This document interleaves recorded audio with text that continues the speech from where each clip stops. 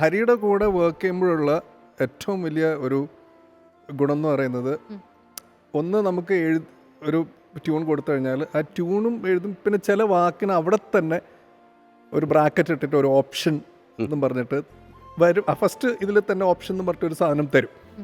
അപ്പം നമ്മൾ ചിലപ്പോൾ ഇങ്ങനെ വായിച്ചിട്ട് അവിടെ വരുമ്പോൾ ഒരു ഓപ്ഷൻ കിട്ടിയിരുന്നെങ്കിൽ എന്ന് ആലോചിക്കുന്ന സമയത്ത് പുള്ളി ഓൾറെഡി അവിടെ ഒരു ഓപ്ഷൻ വച്ചിട്ടുണ്ടാവും. പിന്നെ ഭയങ്കര ഫ്ലെക്സിബിൾ ആണ് നമുക്ക്.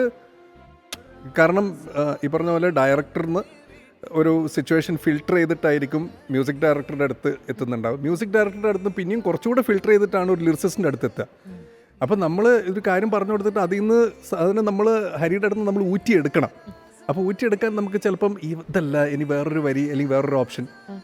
ഹരിയുടെ കൂടെ വർക്ക് ചെയ്യുമ്പോഴും ഓപ്ഷൻസിൻ്റെ ആവശ്യമില്ല, കാരണം ഫസ്റ്റ് അല്ലെങ്കിൽ സെക്കൻഡ് ഡ്രാഫ്റ്റിൽ തന്നെ എല്ലാം ഓക്കെ ആയിരിക്കും.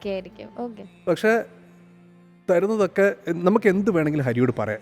അല്ലാതെ ഒരു 8ാമത്തെ കറക്ഷൻ കഴിഞ്ഞിട്ട് 9ാമത്തെ ഇനി എങ്ങനെയാണ് നമ്മൾക്ക് ചോദിക്കാം. ഇത് ആ ഒരു മൂഡ് ഒരിക്കലും ഹരിയുടെ അടുത്ത് അതിൻ്റെ ഒരു ആവശ്യമില്ല. നമുക്കിപ്പോൾ ഒരു കറക്ഷൻ വേണമെങ്കിൽ എപ്പോഴാണെങ്കിലും, ഈവൻ റിലീസിൻ്റെ ഒരു മാസം മുന്നേ ആണെങ്കിൽ പോലും, ഇത് ഇങ്ങനെ പാടിയത് കേൾക്കുമ്പോൾ ഇവിടെ ചെറിയൊരു അടി ഫീൽ ചെയ്യുന്നുണ്ട്, ഇതിനൊരു ഓപ്ഷൻ തരുമോ, അതിനെന്താ ഇത് ഇപ്പം തന്നെ ആയിരുന്നിട്ട് ഒരു 7-8 ഓപ്ഷൻ അപ്പം തന്നെ നോക്കിയിട്ട്, പുള്ളി എവിടെയുള്ളൂ എന്നുള്ളതൊന്നും വിഷയമല്ല, പുള്ളി ബസ്സിലായിരിക്കും, ട്രെയിനിലായിരിക്കും, അല്ലെങ്കിൽ എവിടെയാണെങ്കിലും അപ്പം തന്നെ എഴുതിയിട്ട് പുള്ളി അയച്ചു തരും. അങ്ങനെ വർക്ക് ചെയ്യാൻ ഭയങ്കര ഫ്ലെക്സിബിൾ ആയിട്ടുള്ളൊരു ലിറിസിസ്റ്റാണ് ഹരി.